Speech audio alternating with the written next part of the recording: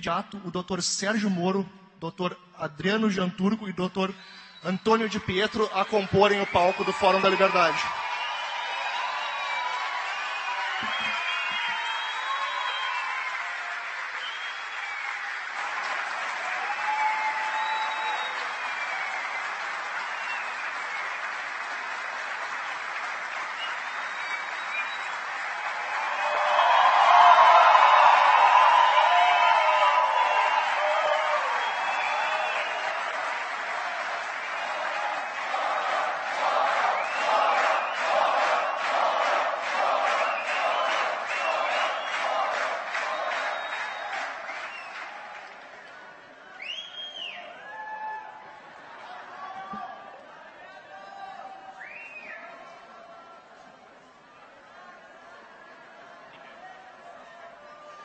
Dr. Antônio de Pietro, por gentileza, compõe o palco conosco. Uma honra lhe receber aqui.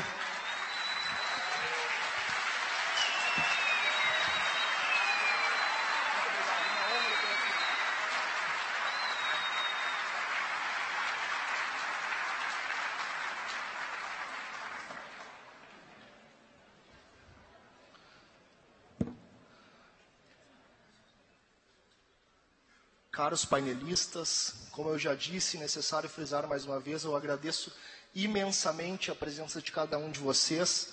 O que acho que estamos fazendo nessa noite, mais uma vez friso, um painel num contexto histórico e um painel histórico no Fórum da Liberdade. Tenho absoluta certeza e garanto a vocês que não apenas pelo contexto que vivemos no dia de hoje, mas este painel ainda será memorável em 10 anos, tendo o IEE e o Fórum da Liberdade reunido tão proeminentes figuras públicas que nos brindarão com a palestra neste horário no Fórum da Liberdade. Dr. Sérgio Moro, sem mais delongas, eu passo de imediato a palavra para o senhor.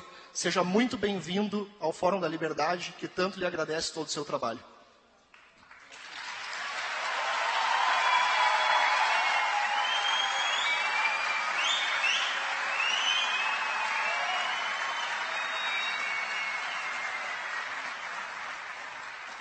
Bem, boa noite a todos. Eu queria agradecer inicialmente essa calorosa recepção e agradecer bem rapidamente, porque o tempo é um pouco curto, o gentil convite que me foi feito para estar nesse Fórum da Liberdade, cumprimentando aqui na pessoa do presidente do IEE, o Dr. Júlio Lambi. Cumprimentar os demais componentes aqui do painel, em especial o Dr. Antônio de Pietro. Eu nunca ocultei isso, eu tenho uma admiração pela Operação Mãos Limpas, pela chamada Manipolite, pelo trabalho que foram feitos pelos procuradores, pelos magistrados, e é uma operação que realmente tem muito a nos ensinar, tanto em relação ao que foi feito, como em relação aos limites. E eu vou repetir essa brincadeira, mas enfim, fico muito feliz por vê-lo bem saudável, tanto tempo depois da operação.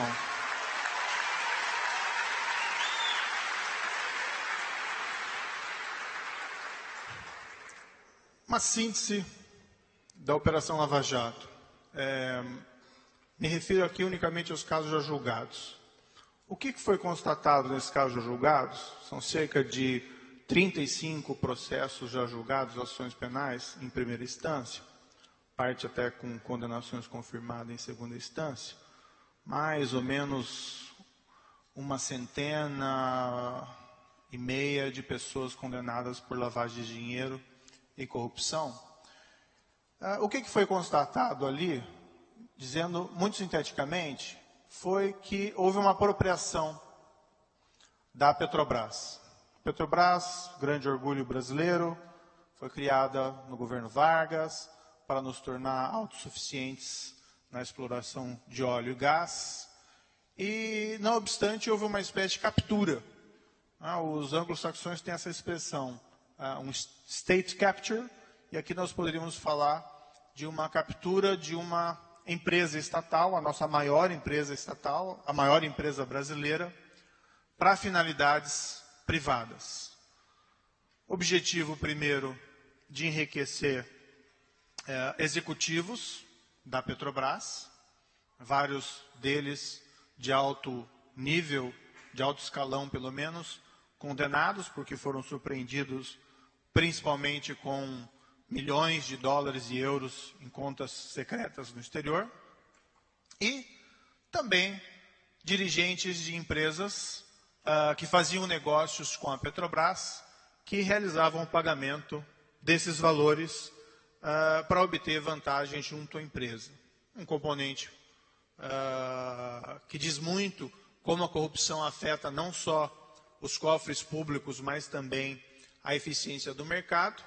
Esses dirigentes se reuniam previamente e definiam entre eles quem iam ser os vencedores dos contratos das licitações da Petrobras, afetando aí a qualidade da concorrência do mercado, ou seja, fechando as possibilidades de que outras empresas, ou pelo menos dificultando que outras empresas participassem daquele mercado. E o componente mais perverso do esquema criminoso foi a constatação de que não era só enriquecimento ilícito de executivos da Petrobras, que por si só já seria grave, mas parte daqueles valores era dirigido ao enriquecimento ilícito de agentes políticos e, igualmente, ao financiamento ilegal de partidos políticos. Boa parte do caso se encontra nas mãos do Supremo Tribunal Federal, porque nós temos esse instituto do foro privilegiado, então algumas pessoas respondem diretamente perante o Supremo Tribunal Federal, outras que por razões diversas eram agentes políticos ao tempo dos fatos, mas perderam os seus mandatos, foram processados em primeira instância, parte delas condenadas, parte delas servindo aí termos de prisão. O mais assustador desse caso é que eu chamo ele de um caso de corrupção sistêmica, porque não foi um caso isolado de corrupção, foram 2 casos, não foram uma dezena de casos, mas sim foram uma prática criminal que se repetiu, se prolongou no tempo, durante, 10 anos, pelo menos, e um comportamento reiterado. A ilustrar, um gerente da Petrobras, é uma história já conhecida, fez um acordo de colaboração e devolveu 98 milhões de dólares. E não foi algo que ele recebeu num contrato, ou em 2 contratos, ou em 3 contratos. Foi algo que ele recebeu continuamente. A própria Petrobras reconheceu lá perdas contábeis com a corrupção, somente custos de propina que teriam sido adicionados aos contratos com seus fornecedores de 6 bilhões de reais. Isso naquele balanço atrasado de 2014. 6 bilhões de reais é muito dinheiro.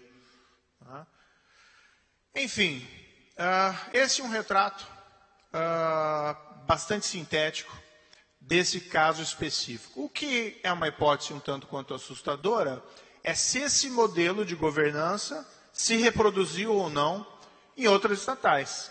Surgiram, pelo menos durante as investigações, provas de que isso pode ter acontecido em outras, como, por exemplo, a Eletrobras. Em particular, um caso já julgado pela Justiça Federal do Rio, envolvendo contratos de construção de Angra 3, já com condenação também. Isso pode ter se repetido não só na nossa administração pública indireta, que é essa chamada das estatais, mas pode também ter se reproduzido na administração pública direta. E se esse foi o modelo de governança que nós tivemos, e se esse foi o modelo que nós ainda tenhamos, em parte, pelo menos, e se esse modelo se reproduziu nos governos estaduais ou nos governos municipais? Evidentemente, não se pode fazer um juízo generalizado de que todos são corruptos, porque isso não é verdadeiro. Mas o fato é que as revelações surgidas nas investigações confirmaram aquela percepção que todos nós tínhamos, que a corrupção era algo muito sério no Brasil. E é algo que nos deixa para trás. Afeta a produtividade da nossa economia, os custos dessa propina, eventualmente decisões ineficientes tomadas por agentes públicos podem ter sido motivadas pelo desejo de obter recursos em propina. Por outro lado, isso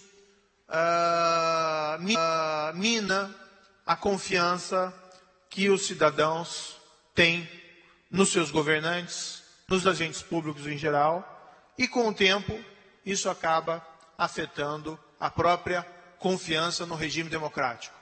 Se encontram alguns saudosistas, com todo respeito, equivocados, de soluções autoritárias, mas nós temos que compreender esse fenômeno. O que existe é uma insatisfação, uma desconfiança quanto à integridade do regime democrático. Certamente a solução não passa por uma solução autoritária, mas sim pelo aprofundamento da qualidade da nossa democracia.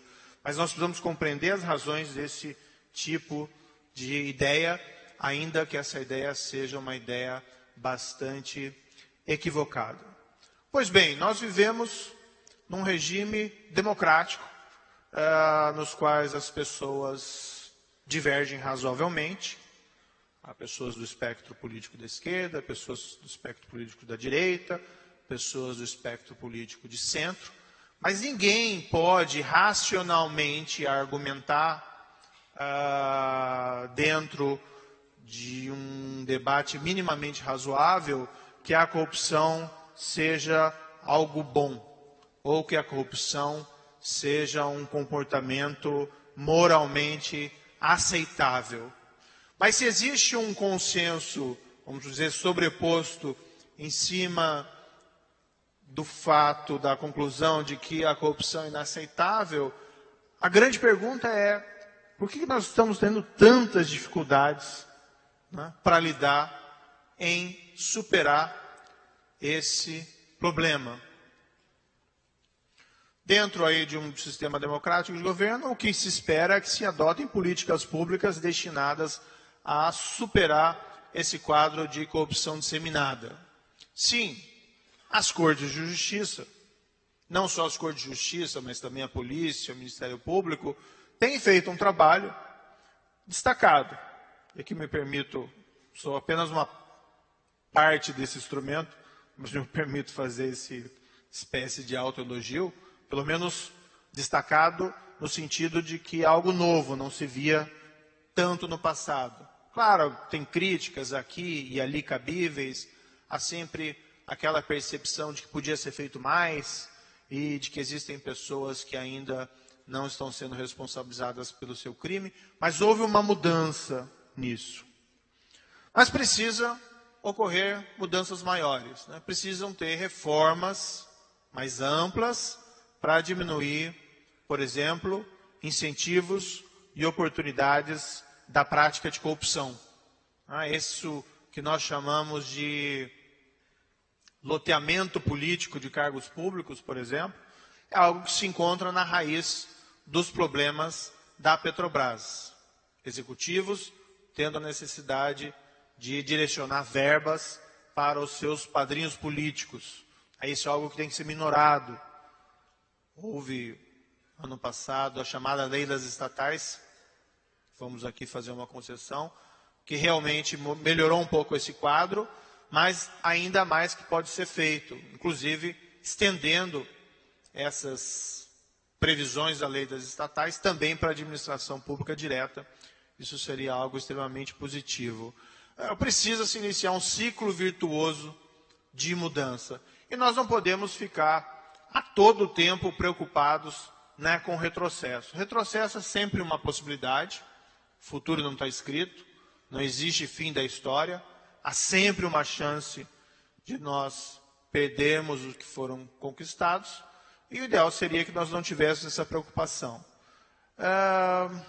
Mencionei também numa palestra mais cedo, fiquei muito feliz com o precedente, com o julgado do Supremo da semana passada, na quarta-feira, não pelo caso concreto específico, mas foi uma reafirmação pelo Supremo Tribunal Federal de que o princípio da presunção de inocência não se confunde, não pode se confundir com impunidade de poderosos. Acho que isso é muito importante.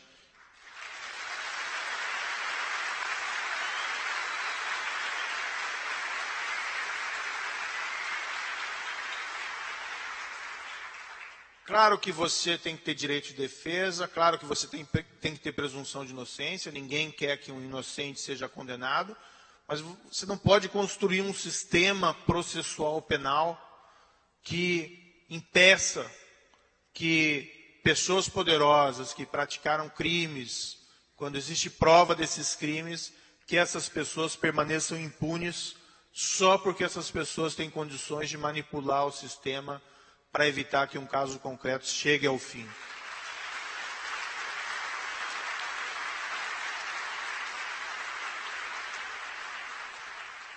Então, esse julgado foi muito importante, porque havia uma sombra de possibilidade de mudança, e, a meu ver, o Supremo Tribunal Federal aqui merece todos os elogios, porque ele reafirmou essa compreensão da presunção de inocência e, com isso, impediu um grande retrocesso e também nos permite, fazendo aqui o elogio, que nós possamos olhar para frente, né, que nós possamos olhar adiante.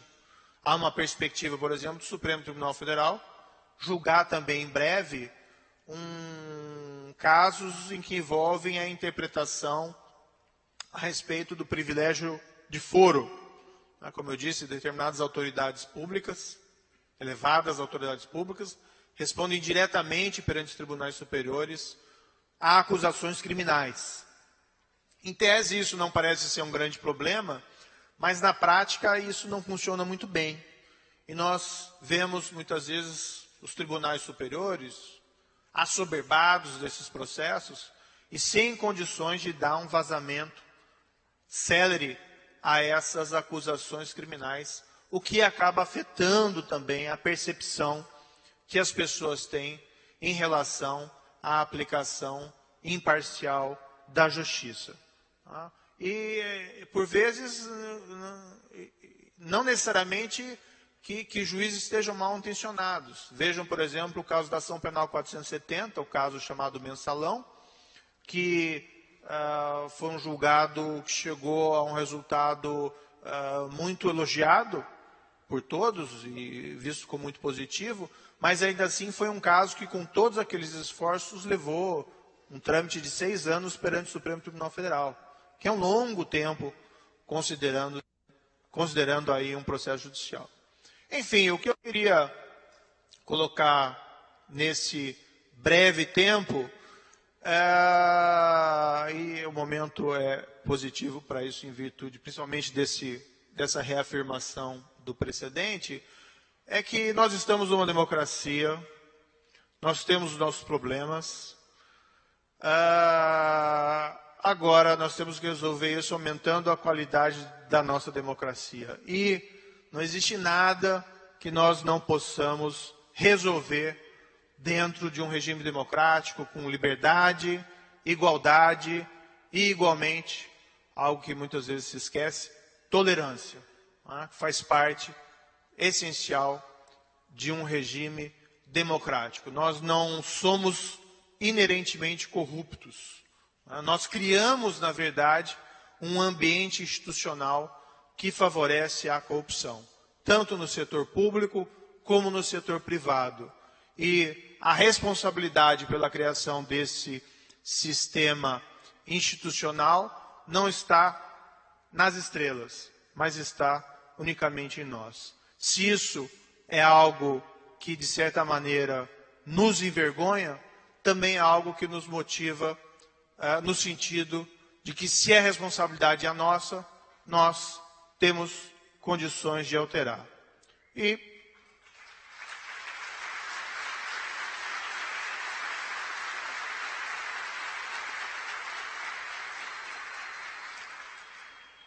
para finalizar, vou tentar não usar todo o meu tempo. Eu tive a oportunidade recentemente de fazer algumas viagens ao exterior, principalmente em países aqui da América Latina. Esse caso, surpreendentemente, tem algumas repercussões em alguns países estrangeiros, por empresas brasileiras terem pago suborno em alguns desses países. Não vamos verificar as empresas brasileiras, porque outras empresas certamente fizeram o mesmo, mas essas foram descobertas e tem que ter uma resposta. Mas, enfim, o que me chamou a atenção em todos esses países que eu não fui recepcionado e ouvi juízos de censura e ouvi afirmações do tipo: puxa, que vergonha o que está acontecendo no Brasil, né? Que vexame esses casos todos de corrupção. Afinal de contas, que espécie de país é o Brasil?